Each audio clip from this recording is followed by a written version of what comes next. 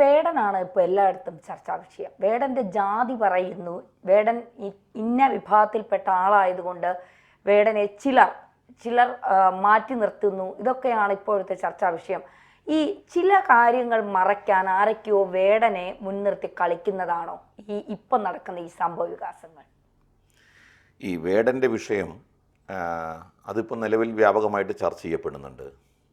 ഞാനിവിടെ പറയാൻ ആഗ്രഹിക്കുന്നത്, ഇപ്പോൾ വേടൻ ഉൾപ്പെടെയുള്ള ആളുകൾ നമ്മുടെ സമൂഹത്തിൽ പ്രചരിപ്പിക്കാൻ ഉദ്ദേശിക്കുന്നത്, കേരളത്തിലെ ഒരു പ്രധാനപ്പെട്ട പ്രശ്നം, കേരളം നേരിടുന്ന ഒരു പ്രധാന പ്രശ്നം ജാതിയുടെ അടിസ്ഥാനത്തിലുള്ള വിവേചനം, ജാതി ഭീകരതയാണ് കേരളത്തിൻ്റെ ഒരു പ്രധാനപ്പെട്ട വിഷയമായിട്ട് ഒരു വിഭാഗം ആളുകൾ ഇപ്പോൾ പ്രചരിപ്പിക്കാനായിട്ട് ഉദ്ദേശിക്കുന്നത്.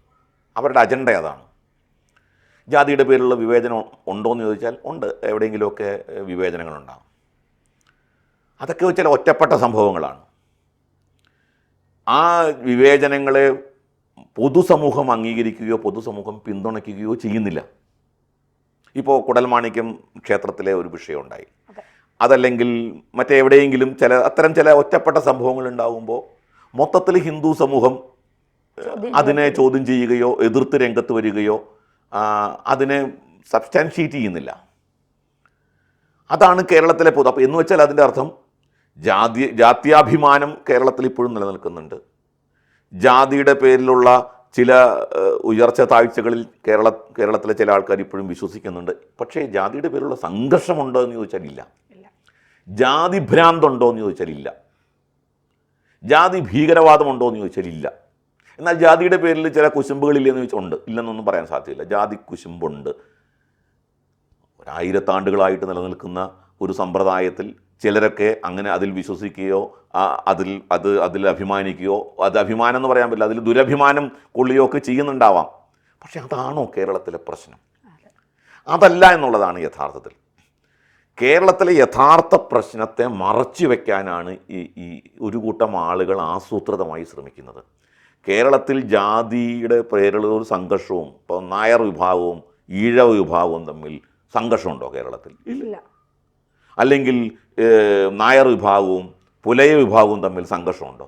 ഇല്ല. അങ്ങനെ ഒരു സംഘർഷം കേരളത്തിൽ ജാതികൾ തമ്മിൽ കെട്ടുപിണഞ്ഞ് വലിയ തോതിൽ അകറ്റി നിർത്തുന്നു, മാറി നിൽക്കടാ എന്ന് പറയുന്നു, നിങ്ങൾ ജാതിയിൽ താഴ്ന്നവനായതുകൊണ്ട് നിങ്ങളുടെ അവസരം നിഷേധിക്കുന്നു, നിങ്ങൾക്കിപ്പോഴും കുമ്പിളിൽ കഞ്ഞി തരുന്നു, അങ്ങനെയുണ്ടോ? ഇല്ല. അപ്പോൾ അങ്ങനെ ഇല്ലാത്തൊരവസ്ഥ കേരളത്തിൽ ഇപ്പം അതിന് താങ്ക്സ് ടു അവർ റിനൈസൻസ് കാലത്തെ ആ ലീഡേഴ്സുണ്ട്. ആ ലീഡേഴ്സിനാണ് നമ്മൾ നന്ദി പറയുന്നത്. അപ്പോൾ അവരുണ്ടാക്കിയ മാറ്റം അതിനെ മുന്നോട്ട് വളരെയേറെ മുന്നോട്ട് പോയിട്ടുണ്ട്. അത് പിന്നോട്ട് പോയിട്ടുണ്ടെങ്കിൽ അതിൻ്റെ ഉത്തരവാദികൾ കേരളം ഭരിച്ച ഈ 10-70 വർഷക്കാലം കേരളം ഭരിച്ച മുന്നണികളാണ്. കാരണം ജാതി എന്നുള്ളത് ഇല്ലാതാക്കാനായിട്ട് ജാതി പറഞ്ഞാൽ സാധ്യമല്ല.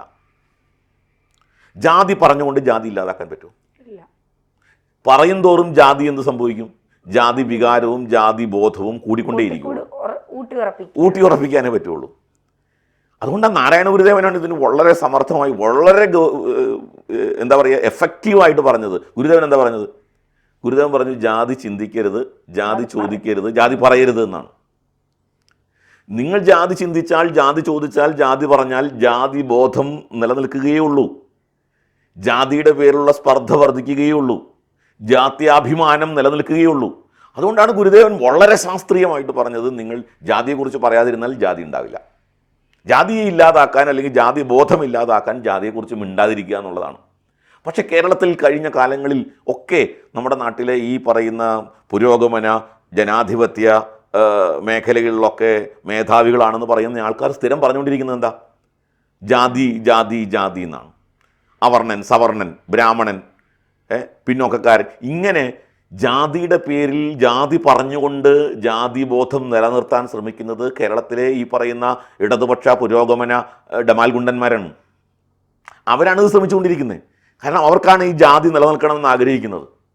അപ്പോൾ ജാതിയെ സംബന്ധിച്ചിടത്തോളം ജാതി പറയാതെ, ജാതി ചിന്തിക്കാതെ, ജാതി ചോദിക്കാതെ, ജാതിയെക്കുറിച്ച് ചർച്ച ചെയ്യാതിരിക്കുക എന്നുള്ളതാണ് ജാതി ബോധം ഇല്ലാതാക്കാൻ നല്ലത്. അപ്പോൾ ജാതി വികാരം ഇവിടെ ഉണ്ടെങ്കിൽ അതിന് ഉത്തരവാദികൾ കേരളത്തിലെ ഈ പറയുന്ന സോക്കോൾഡ് മതേതര പുരോഗമന ജനാധിപത്യ കക്ഷികളാണ്, യാതൊരു സംശയമില്ല കാര്യത്തിൽ. പക്ഷേ യഥാർത്ഥത്തിൽ ഞാൻ പറയാൻ ആഗ്രഹിക്കുന്നത്, ഇങ്ങനെയൊക്കെ ഉണ്ടെങ്കിലും ഇപ്പോഴും കേരളത്തിൽ ഈ പറയുന്ന ജാതിയുടെ പേരുള്ള പ്രശ്നങ്ങൾ വളരെ നോമിനലാണ്. വിരലിലെണ്ണാവുന്ന ചില പ്രശ്നങ്ങളെ നമുക്ക് കാണാൻ സാധിക്കും. യഥാർത്ഥത്തിൽ കേരളത്തിലെ പ്രശ്നം എന്താ? മതഭീകരവാദമാണ്, മതഭ്രാന്താണ്. ഈ മതഭ്രാന്ത് കേരളത്തിൽ ഉണ്ട് എന്നുള്ളതിന് ഒട്ടനവധി ഉദാഹരണങ്ങൾ. ആ മതഭ്രാന്തിനെ സപ്പോർട്ട് ചെയ്യുന്നത് അത് ഒറ്റപ്പെട്ട സംഭവമല്ല, ജാതിയുടെ പേരിലുള്ള ഒറ്റപ്പെട്ട. ഞാനൊരു ഉദാഹരണം പറയാം. ഇപ്പോൾ പാലസ്തീൻ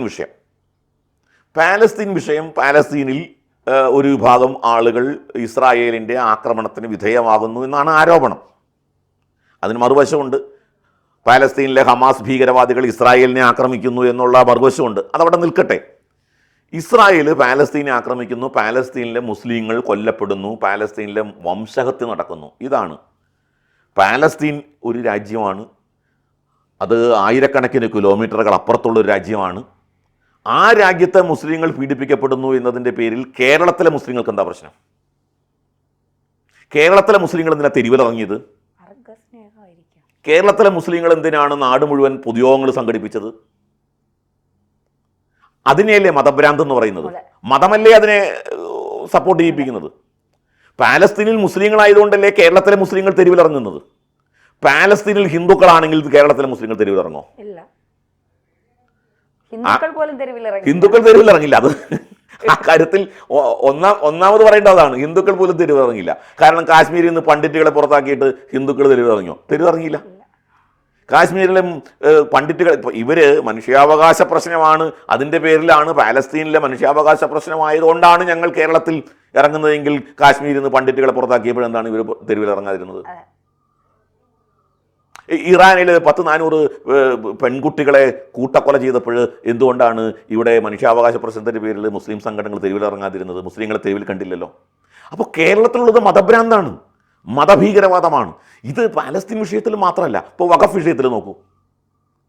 വഖഫ് വിഷയത്തിൽ മതഭീകരതയല്ലേ കേരളത്തിൽ നിലനിൽക്കുന്നത്?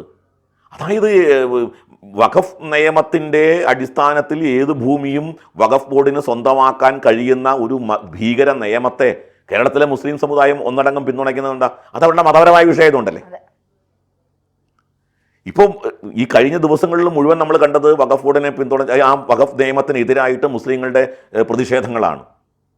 ഇപ്പോൾ പ്രതിപക്ഷ നേതാവ് വി ഡി സതീശൻ ഉത്തമ വിശ്വാസത്തോടുകൂടിയാണ് പറഞ്ഞത് മുനമ്പത്ത് ആളുകൾക്ക് ഇറങ്ങിപ്പോകേണ്ടി വരില്ല, ഇത് വഖഫ് ഭൂമിയല്ല എന്ന്. അതിൻ്റെ കാരണം ഇത് വഖഫ് നിയമത്തിനനുസൃതമായിട്ടല്ല വഖഫ് ചെയ്യപ്പെട്ടത്. ഇതായിരുന്നു വി ഡി സതീശൻ പറഞ്ഞത്. കാരണം കണ്ടീഷണലായിട്ടാണ് ഈ ഭൂമി കൊടുത്തിരിക്കുന്നത്, അതുകൊണ്ട് ഇത് വഖഫ് നിയമത്തിൻ്റെ പരിധിയിൽ വരുന്നില്ല എന്ന് തുടക്കത്തിൽ പറഞ്ഞ വി ഡി സതീശൻ ഇപ്പൊ പറയോ?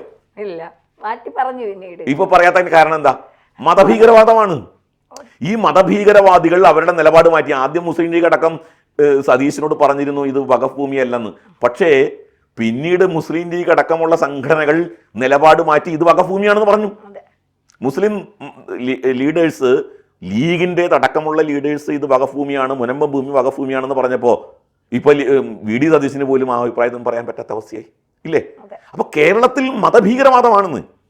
ഇത് വഖഫ് വിഷയത്തിൽ CAA പ്രക്ഷോഭത്തിൻ്റെ കാര്യത്തിൽ നമ്മളത് വളരെ വ്യക്തമായിട്ട് കണ്ടതാണ്. ഇപ്പോൾ സ്ത്രീകളുടെ അവകാശവുമായി ബന്ധപ്പെട്ട് വിഷയത്തിൽ ഇവിടുത്തെ കമ്മ്യൂണിസ്റ്റ് പാർട്ടിയോ കോൺഗ്രസ്സോ സ്ത്രീകൾക്ക് തുല്യ അവകാശമുണ്ട് എന്ന്, മുസ്ലിം മതത്തിൽ സ്ത്രീകൾക്ക് തുല്യ അവകാശമുണ്ട് എന്ന് പറയാൻ തയ്യാറുണ്ടോ? ഇല്ല.